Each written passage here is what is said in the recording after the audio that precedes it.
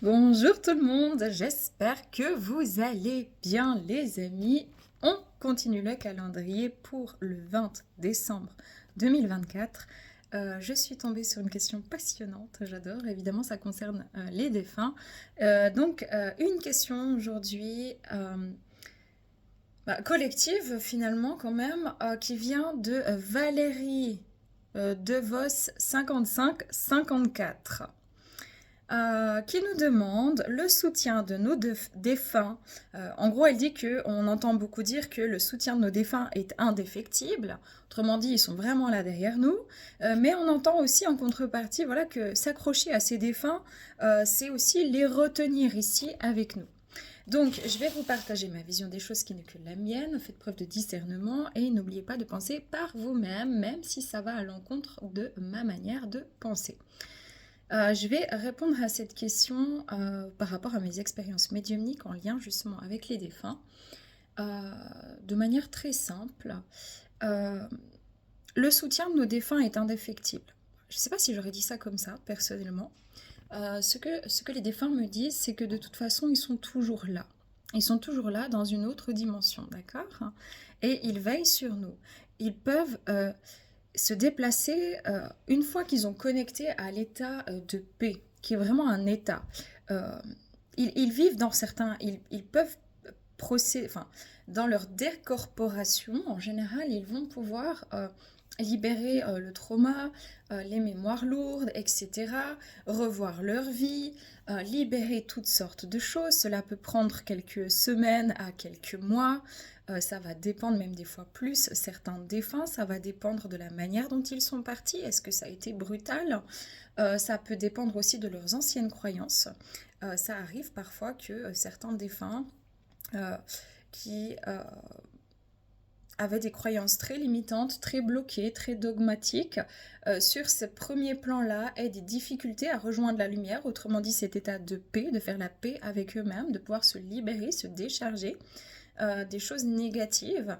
Mais une fois qu'ils ont fait ce chemin-là, à ce moment précis où ils sont vraiment dans la paix de l'âme, ils sont dans la lumière, ils sont en lumière, si vous voulez, ils sont dans leur corps de lumière, dans leur plus haute fréquence, euh, et ben, même déjà avant, suivant les processus, par la pensée, ils peuvent se diriger où ils veulent, vers qui ils veulent. Ça va très vite en fait. De ce qu'ils m'expliquent, ils pensent et donc c'est pour ça que je pense que vraiment l'esprit, les pensées ne viennent pas du cerveau, vraiment ne viennent pas du cerveau. Le cerveau les met en pratique, mais je suis intimement persuadée que la pensée vient de la conscience elle-même, donc de l'âme, de la conscience.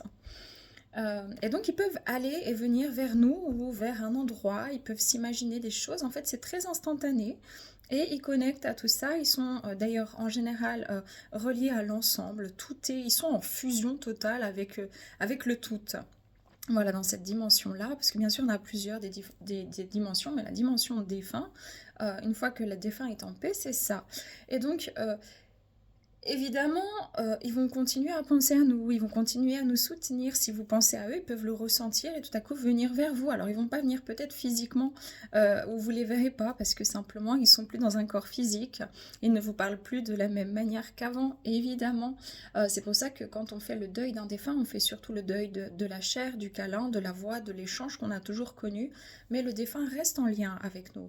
Et donc c'est comme un fil invisible qui vous relie. Et donc leur soutien est toujours là, ils sont toujours là pour vous soutenir, mais ils vont pas faire les choses à votre place. C'est comme vos guides, ils ne peuvent pas faire les choses pour vous.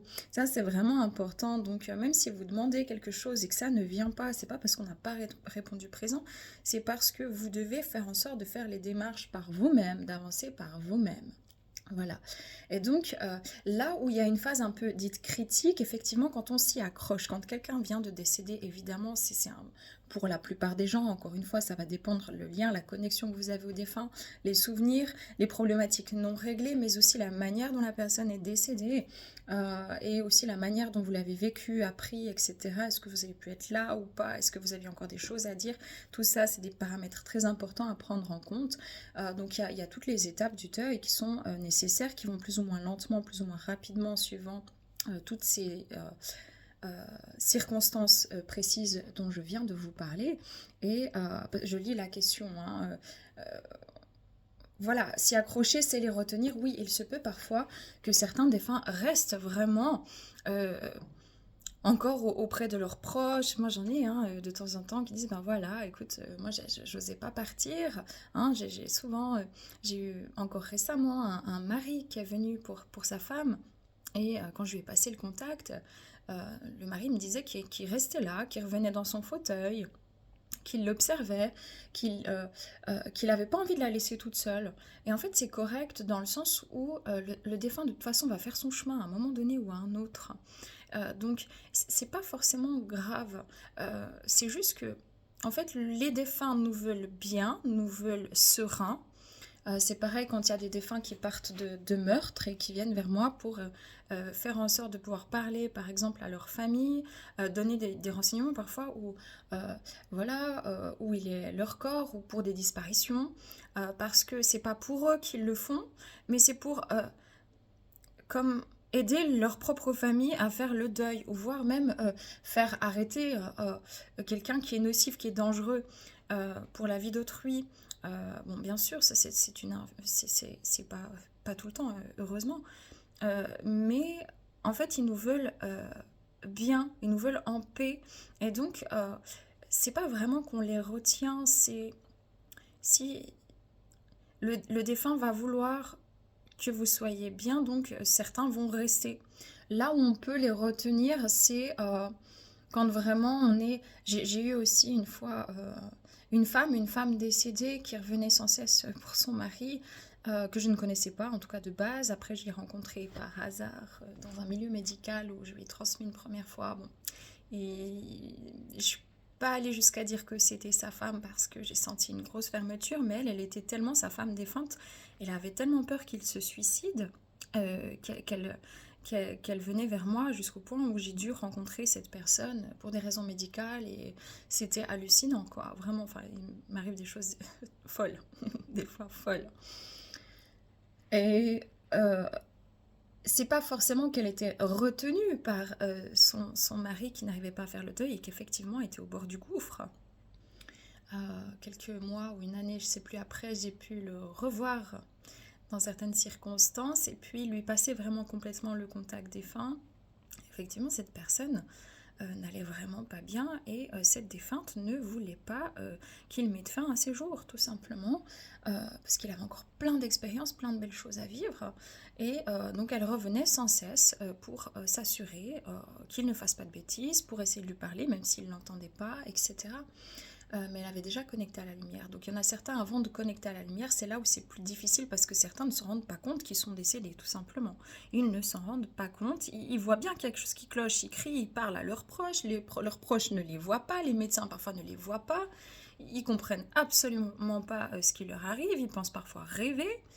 C'est souvent quand il y a une mort brute, difficile, soudaine, euh, et puis il leur faut plus de temps pour comprendre qu'ils sont décédés et qu'ils ne peuvent plus interagir comme ça avec leurs proches en fait, avec les gens qui les entourent, avec les humains.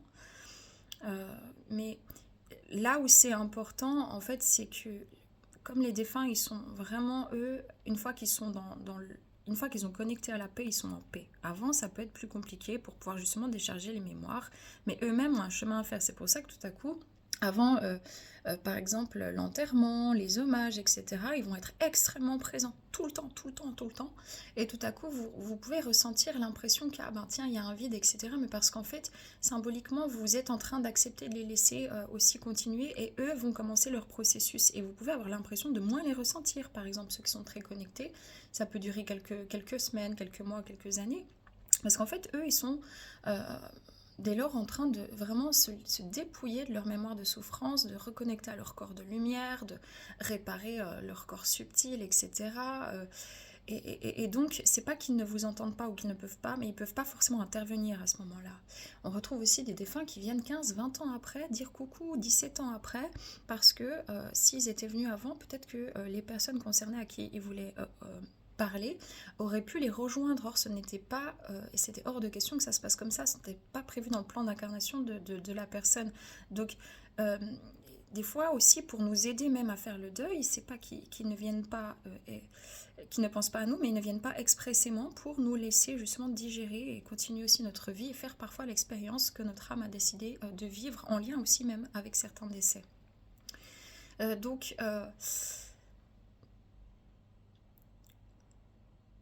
pour répondre à cette question, on ne peut pas retenir vraiment un défunt. C'est comme un vivant, vous ne pouvez pas retenir quelqu'un. Par contre, vous pouvez trouver sa faille de culpabilité. Et le défunt qui n'est pas encore en paix peut avoir encore des failles de culpabilité. Et donc à ce moment-là, pourra avoir des difficultés justement à rentrer dans son processus de dépouillement des mémoires, de libération de trauma. Et c'est ça qui est un peu... il faut faire attention de les laisser partir, faire leur chemin en paix. C'est comme quelqu'un qui vous dit, ben écoute, je dois, chérie, je t'aime, mais là, je dois partir 6 mois, 8 mois, 2 ans, travailler dans tel secteur parce que c'est quelque chose qui est important pour mon âme, pour mon développement. Je penserai à toi, mais on ne pourra pas discuter ensemble. Mais je t'aime. Et c'est comme si ben, vous avez deux façons de réagir. Ben non, moi j'ai pas envie, il faut que tu restes avec moi, etc. Cette personne a une faille de culpabilité, ben elle va forcément vouloir rester, enfin avoir plus de difficultés alors qu'elle sent qu'elle est obligée en fait pour évoluer, pour subsister, elle est obligée de passer par un chemin qui vous éloigne d'elle. Et c'est pas qu'elle a envie, elle est obligée, d'accord? Et donc, ou alors, vous pouvez ralentir. En fait, vous n'allez pas retenir, mais vous allez ralentir parfois le processus de libération et de paix d'une âme. Mais c'est d'un commun accord parce que vous n'avez pas ce pouvoir ni sur un être humain, ni sur un défunt. Mais en soi, il y en a des qui montent très très vite aussi hein, en lumière, qui sont tout de suite très rapidement en paix. En fait, la notion de temps n'existe pas. Ce qui va prendre quelques minutes à certains pourra prendre des années à d'autres. C'est vraiment difficile à se rendre compte, mais vraiment, apparemment, c'est comme ça. Après, moi, je transmets ce que eux me transmettent et tout ce que j'ai vu hein, aussi. Euh, le plus important, c'est d'accueillir déjà sa souffrance, d'accepter la perte, de travailler sur ce deuil vraiment en conscience et d'accompagner en fait le défunt à prier, donnez-lui de l'amour, aidez-le à rehausser ses vibrations. Hein, vous savez, c'est comme un bébé qui vient au monde, il est traumatisé par sa naissance, mais physiquement, c'est un monstre traumatisme. Hein. Et donc il a besoin d'amour, il a besoin de sécurité, il a besoin de ressentir qu'on est là et qu'on veille sur lui pour pouvoir apprendre à manger, etc. Et ben c'est pareil pour le défunt dans le processus de décorporation, c'est pareil, c'est un trauma, pas pour tous, mais pour certains c'est un véritable traumatisme. C'est pas vraiment la souffrance de la mort, d'accord? Je perds tous mes repères, je comprends pas ce qui m'arrive. Et donc, il y a aussi une tristesse au tout début, quand les défunts ils meurent, ils sont des fois très heureux parce qu'ils ressentent tout de suite la paix, le calme. Alors, bien sûr, ils aiment leurs proches, mais c'est un état tellement de plénitude, de bien-être pour certains immédiat que waouh, tu peux que apprécier, tu peux que être bien en fait, en sérénité et continuer à monter en vibration et à quitter ce plan. Et puis, il y en a d'autres qui sont très tristes parce que ils pensent que... Au début, ils sont tristes parce qu'ils ressentent aussi un changement avec vous et ils vous aiment. Mais ensuite, une fois qu'ils sont vraiment dans les processus de paix, ou qu'ils sont en paix avec eux-mêmes, avec leur chemin de vie, avec leur conscience, ils sont mais dans un bien-être, mais absolu, mais absolu. Voilà. Donc, pour répondre à cette question de Valérie de Vos 55-54. Je crois que je dis juste parce que des fois j'écris tellement vite que j'écris faux vos pseudos, pardonnez-moi. Les amis, prenez que si ça résonne, bien sûr, on envoie tellement d'amour à tous nos défunts qu'on aime, qu'on aime, sur où qu'ils soient. Laissez-les faire leur chemin. Et vous aussi, laissez-vous faire votre chemin, même s'il y a de la souffrance, s'il y a de l'énervement, de la colère, vous devez passer ces processus-là. Et c'est pas parce que un être cher vous manque que vous le retenez de force. Par contre, c'est comme une naissance, c'est une naissance dans l'au-delà. Plus ça se passe en douceur, plus on accompagne, plus... Voilà, et là, ça sera un accompagnement dans le cœur, dans l'âme, dans... Je t'envoie de l'amour, je t'envoie de la lumière, va en paix, sois en paix, je sais qu'on se retrouvera quand ça sera le bon moment. tu mérites la paix, tu mérites le calme. Et voilà. Et d'ailleurs, il y a même certains, quand ils sont dans ces processus de libération des mémoires, qui sont pas encore en paix et qui reviennent. Hein, moi, j'en ai eu même plusieurs, beaucoup même, qui reviennent pour demander pardon pour ci, pour ça, pour eux-mêmes s'alléger, pour libérer du karma transgénérationnel quand ils sont. Et c'est souvent à ce moment-là qu'ils reviennent comme ça, quand c'est assez rapide après le décès. Et donc, c'est pour ça que tout le monde n'a pas un contact défunt, par exemple par un médium, etc. Il y a des fois où ça sera sain, des fois où ça sera moins sain, et il ne faut pas penser qu'à vous, il faut penser à l'ensemble en fait, aux défunts et à vous.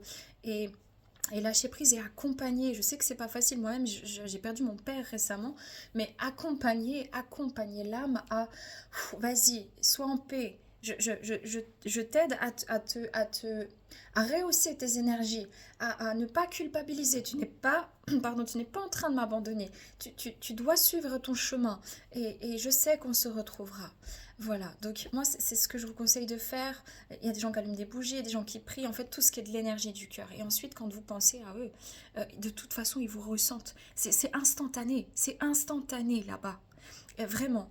Donc vous n'êtes jamais abandonné par vos êtres chers. Je vous embrasse, paix amour sur vous et sur eux.